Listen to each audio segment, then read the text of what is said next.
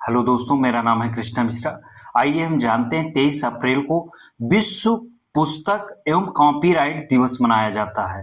विश्व पुस्तक एवं कॉपीराइट दिवस के महत्व को हम समझते हैं। विश्व पुस्तक एवं कॉपीराइट दिवस हर साल 23 अप्रैल को मनाया जाता है।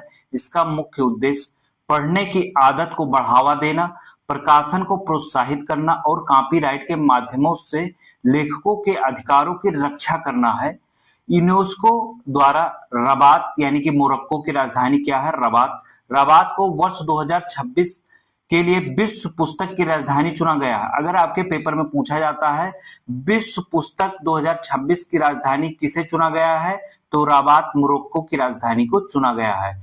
वर्ष 2026 की थीम क्या है, इसको जानते हैं। अपने तरीके से पढ़ें। क्या थीम है? विषय क्या है? अपने तरीके से पढ़ें, रीड योर वे रखी गई है, जो पाठकों को उनकी पसंद और सुविधाओं के अनुसार पढ़ने की स्वतंत्रता पर जोर देती है। इतिहास और महत्व को और डीपली थोड़ा सा समझते हैं। यूनेस्को ने 23 अप्रैल 1995 को पहली बार पुस्तक दिवस मनाने की घोषणा की। इस विषय तारीख को चुनने के पीछे कुछ महत्वपूर्ण साहित्यिक विवरण हैं और कारण भी हैं।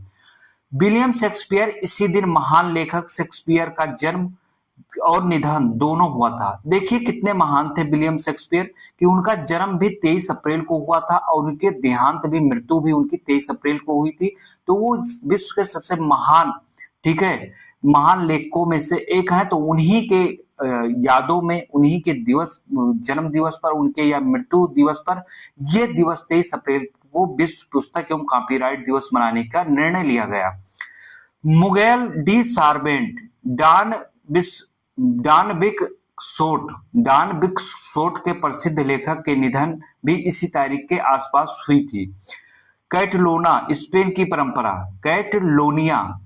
परंपरा है।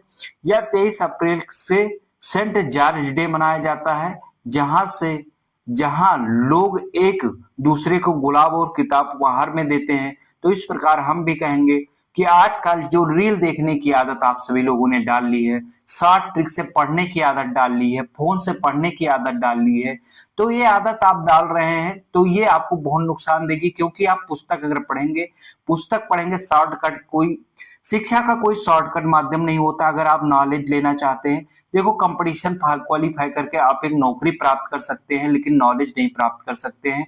तो अगर आपको जानकारी प्राप्त करना है तो अच्छी अच्छी पुस्तकों को आपको टाइम देना होगा, पढ़ना होगा।